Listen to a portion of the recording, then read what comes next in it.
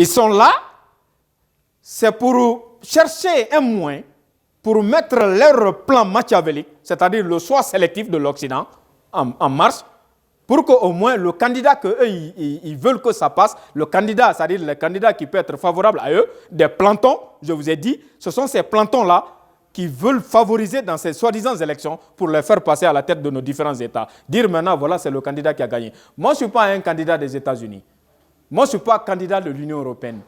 Moi, je m'en fous de l'Amérique, moi, je m'en fous de l'Union européenne. Moi, je m'en fous des Arabes. Je vous ai dit, même la religion, c'est moi qui l'ai dit, je le répète. On vous dit dans les mosquées, comme je suis musulman, on dit la charité bien ordonnée commence par soi-même. Non, non, non. Donc, je commence par moi-même. Comme je suis musulman, je prends l'islam. Dans les mosquées, on vous dit que tous les musulmans sont des frères. Non, non, non, c'est faux. C'est faux, tous les musulmans ne sont... Moi, je vous ai dit en 1994, je vous ai répété en 2010, après le génocide rwandais. Moi, un chrétien africain, c'est mon frère, hein, même s'il n'est pas musulman. Parce que quand je m'arrête devant un arabe qui est musulman, l'arabe là ne me connaît pas.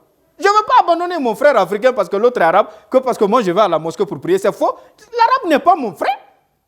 C'est mon ennemi. Donc, mes frères africains, tout africains, noir, quoi là, il est quoi, chrétien, moi je m'en fous. Comme il est noir là, c'est mon frère. L'arabe n'est pas mon frère. Ça, c'est de l'archi faux. Allez-y en Arabie, vous allez en Arabie Saoudite pour aller étudier. Mais tu ne peux pas t'asseoir manger avec un arabe. Vous qui partez dans les mosquées pour prier, tu ne peux pas aller t'asseoir pour manger un plat avec un arabe. Il va te quitter. Moi, un arabe n'est pas mon frère, que parce qu'il est des musulmans. La religion, à ma connaissance des faits approfondis, selon toutes mes requêtes, le bon Dieu a mis la religion pour égaliser les choses, pour égaliser les différents peuples, pour égaliser les différentes nations. Mais malheureusement, la méchanceté de l'homme a dominé la partie. La religion n'a pas pu équilibrer. Ça n'a pas pu équilibrer les nations. La religion n'a pas pu équilibrer la peau. Donc mettons la religion de côté. Prenons notre race. Prenons notre race, la religion n'est pas importante. La religion, je vous ai dit la fois passée, je vous le répète, la religion c'est de croire en Dieu. Si tu as la foi en Dieu, tu peux faire du bien à tes semblables, à tes proches. C'est ça la religion. Tu ne fais pas du mal à quelqu'un, tu ne voles pas quelqu'un, tu ne triches pas quelqu'un. Tu reconnais l'unicité de Dieu. Religion. Ce n'est pas d'aller prier, après tu viens, tu voles les gens. Non, non, non. Dieu, si tu pries, après tu voles les gens. Mais qu'est-ce que tu fais? Tu dis quoi à Dieu? Dieu n'aime pas ça. Donc je m'en fous de ça. Donc je vous dis que ma candidature, elle sera à caractère, titre, candidat indépendant. Je ne suis pas allié du régime. Je n'accompagne aucun autre candidat dans le pays. Je suis indépendant. Mes bureaux de vote, les différents bureaux de vote que j'ai installés dans les 4 régions du pays, ces bureaux ont été installés indépendamment de mes propres moyens. Je ne suis personne. Et si vous voyez aujourd'hui que les mêmes anciens ministres sont là, en train de phagocyter autour du pot pour dire, bon, on ne va pas se rallier à ces fichiers électoraux truqués par Paul ou Pierre. Mais c'est les mêmes fichiers électoraux qu'eux-mêmes, ils avaient truqués avec le général Conté. Parce qu'en ce jour-là, il y avait le miel et le sucre dans leurs mains. Maintenant, aujourd'hui, comme il n'y a pas le miel et le sucre dans leurs mains, ils sont en train de dénoncer la plaie qu'eux-mêmes, ils ont enfantée. Parce que la plaie qui est là, en ce qui concerne des structures de l'organisation d'une élection, c'est une plaie qu'eux-mêmes ils ont enfantée, les anciens ministres de Conté. Mais comme aujourd'hui, la balle est dans leur camp, le caillou s'est retourné vers eux, donc ils veulent mettre le caillou là sur la tête des innocents. On ne va pas mettre ce caillou là sur la tête des innocents, c'est eux qui ont enfanté cette structure. Donc en général, c'est comme ça que les élections se passent en Afrique. On envoie des fausses machines, on les installe, on dit, bon écoute, on a pris tel opérateur. L'opérateur là, c'est l'ordinateur. Mais mesdames et messieurs, de l'aube de l'humanité jusqu'à nos jours, jusqu'à la fin des temps, nul au monde ne saurait remplacer la main de l'être humain. C'est la main de l'homme qui accompagne tout. L'avion n'est pas plus intelligent que la main de l'homme. C'est la main de l'homme qui est plus intelligente que l'avion. Donc, jusqu'à ce qu'on finisse ici, aucun instrument, aucune technologie au monde ne pourra être plus intelligent que la main de l'homme là. Cette main-là, rien n'est plus intelligent que cette main. Jusqu'à la fin des temps, c'est le plus intelligent de tout. Sans lui, il n'y a rien d'intelligent sur Terre, la mer là, que vous voyez. Le satellite, il peut sauver, il peut quoi là.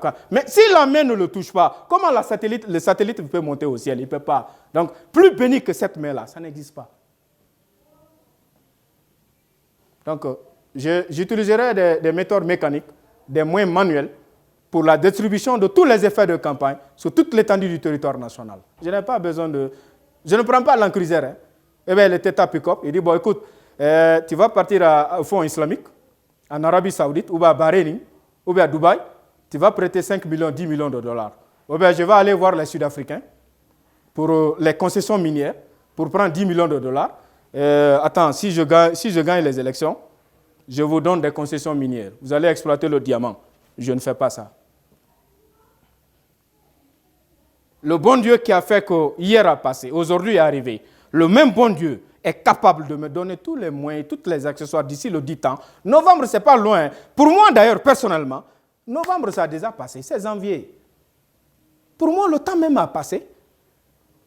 Et tout à l'heure, là, avant de finir ce petit discours, je vais vous prouver que pour moi, c'est la campagne même qui est là. Selon moi, novembre est déjà arrivé. On est en campagne maintenant. Selon moi, on est en campagne. Maintenant, tous ceux qui sont dans ma formation politique, sachez-vous qu'à partir de l'instant, on est en campagne. Novembre est déjà passé, selon mes analyses. Donc ce n'est pas loin. Ce n'est pas novembre qui m'inquiète.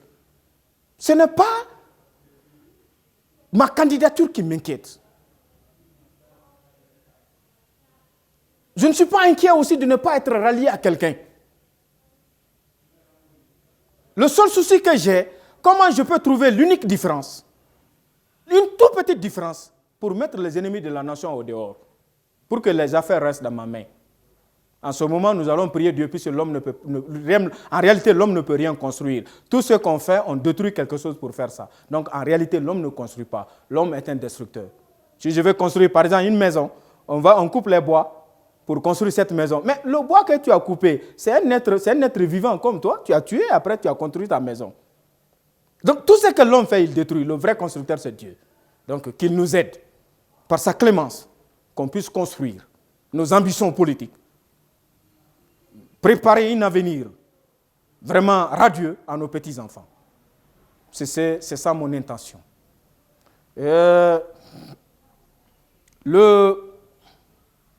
mois de fin février, avril, si Dieu le souhaite, je vais encore lancer une autre campagne de sondage dans les 4 régions, particulièrement les 3 régions qui m'intéressent beaucoup, parce qu'une seule personne ne peut pas avoir tout un pays.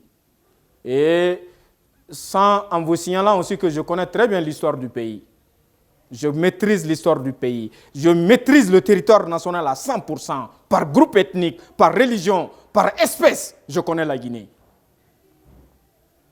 Donc, en partant de cette maîtrise, je mènerai une petite campagne de sondage dans les 4 régions naturelles du pays pour déterminer les différents points focaux, lesquels nous devrons s'apaisantir pour forger comme un forgeron, pour parvenir à un consensus, pour pouvant nous ramener à une victoire qui est sûre et certaine, indépendamment de la volonté de nos ennemis et les ennemis de notre nation, à commencer par le mercenaire burkinabé Alpha Condé.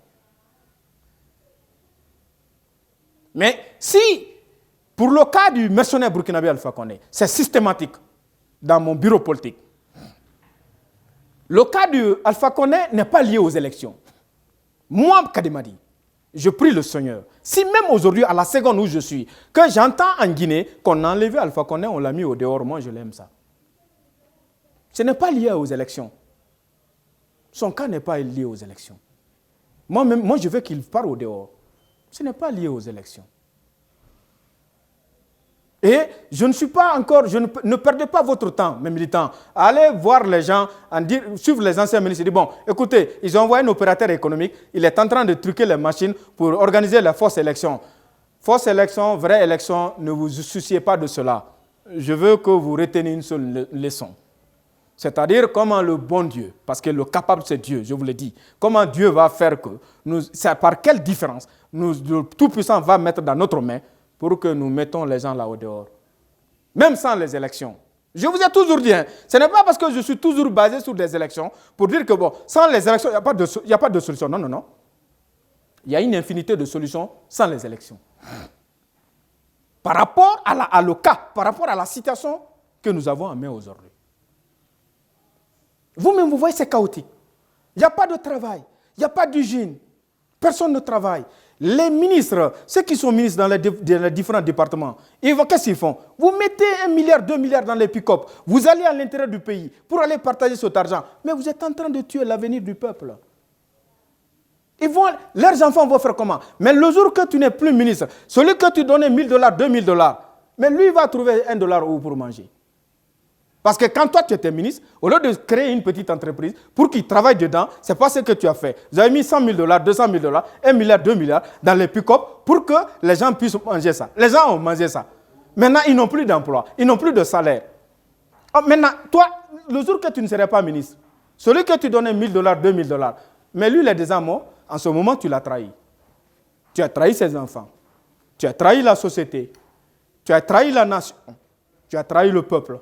Tu as trahi l'humanité. Voilà les conséquences.